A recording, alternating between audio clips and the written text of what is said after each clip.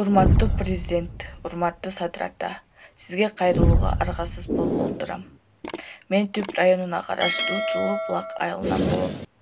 2023-жылдын 21-апрелинде апам бөйрөк оорусунан каза болуп калат. Апам каза болгондон кийин биз айылда 16 жаштагы сиңдим менен атамдын колунда калдык. Апам каза болгондон кийин жашообуз башкача болуп өзгөрдү. Күн сайын апабызды издеп сиңдим экөөбүз ыйлап жүрдүк, көптөгөн кыйынчылыктарды көрдүк, сыздадык. Апам каза болгондон кийин гана апанын орду кандай экенин билдик. Бирок атам апамдын ордун жоктотпой болгон аракетин кылып жүрдү. Акырында апам кайтып келген жок. Жай келип биз каникулга чыктык. Атам бизди багыш үчүн болгон аракетин кылып жүрдү, бирок кийинчерээк атама кыйын боло баштады. Биз муну көрүп, сиңдим экөөбүз атама жардам болуу максатында иштеп келүүнү чечтик. Соц тармактардан жумуштарды караштырып олтуруп, Бишкектен жумуш таптык. Бул тууралуу атама айтканда, атам кыздарым, силер азыр жашсыңар, ал жакта ар кандай адамдар бар, алданып каласыңар деп бизди жибербей койду. Биз аябай көңүлдөнүп алдык элек, бир чети апабыздын каза болгонуна аябай ызаланып жүргөнбүз. Атамдын айткан сөздөрү катуу тийип, биз атама аябай катуу таарынып калдык. 2023-жылдын 16-августунда сиңдим экөөбүз кеңешип, атам айтпай качып кетүүнү чечтик. Үйдөн чыгып кеттик 16-августта. Жолдо баратып, атама болгон таарынычтын айынан атам жаман киши, ыплас иштерге барган деп айтабыз дедик. Бишкекке бардык. Бишкекке баргандан кийин эртеси күнү бизди милиция келип кармап кетти.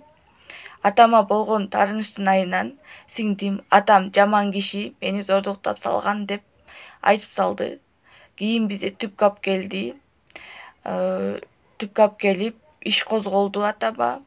Бизди текшертүүгө алып кетти. Экспертизанын жыйынтыгында биз таза чыктык.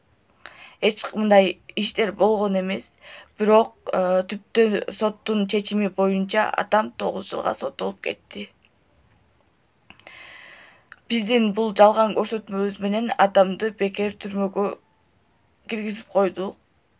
Кийин түшүндүк апанын орду кандай экенин. Кийин түшүнүп, биз областтык сотко кайрылдык.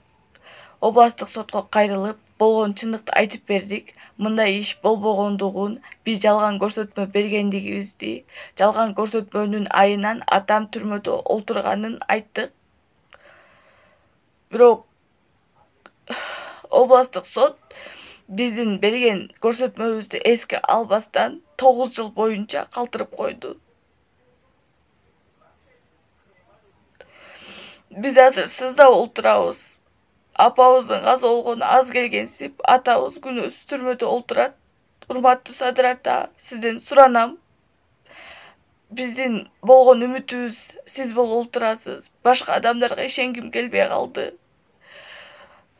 Сураныч сизден бул ишти кайра адилеттүүлүк менен каратып, атамды бошотуп берүүңүздөрдү суранам. Болгон үмүтүм сизсиз. Сизден башка эч бир адамга ишеничим калбады. Чынында апанын орду бөлөк экен. Биз буну кеч түшүндүк.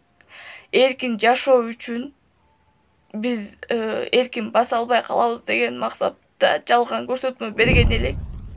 Чындыгында мындай иш болгон эмес. Суранам сизден адилеттүүлүк менен бул ишти каратып, атамды бошотуп берүүңүздөрдү суранам. Мындай жалган көрсөтмө бергенибиз үчүн сизден кечирим сурайм. Ассаламу алейкум кыргыз элим. Мына бүгүн 19 март 2024-жыл. Ушул убакка чейин кызым сколиоз оорусу менен ооруйт, бою да өспөй келет. Кызымды көрүп алып аябай кыйналам. Кызым ыйлайт, кайрымдуулук кылып коюңуздар. Сиздерден көп суранарыбыз, үмүт кыларыбыз. Алланын ыраазычылыгы үчүн орозон күнүндө орозоңуздар кабыл болсун, жардам кылып коюңуздар. Урматтуу кыргыз элим, силердин аманаттарыңарды алып атабыз. Биз силер жардам берген адамдарга чоң рахмат. Мен Азамат оогунду сколиоз оорусу менен ооруйм. Жашым 14 жашта. Биз Турциядан операция болушум керек. Буга $24.000 акча кетет. Бизде анчалык акча жок. Жардам бериңиздер. Суунам силерден. Орозоңуздар кабыл болсун. Карталар өзүмдүкү, аягы 87, М-банк Кудайбергенова Айзат деп чыгат. Сбербанк аягы 66, Аскарбек Ш деп чыгат. Ушуга кайрымдуулук кылып салып коюңуздарды өтүнөбүз.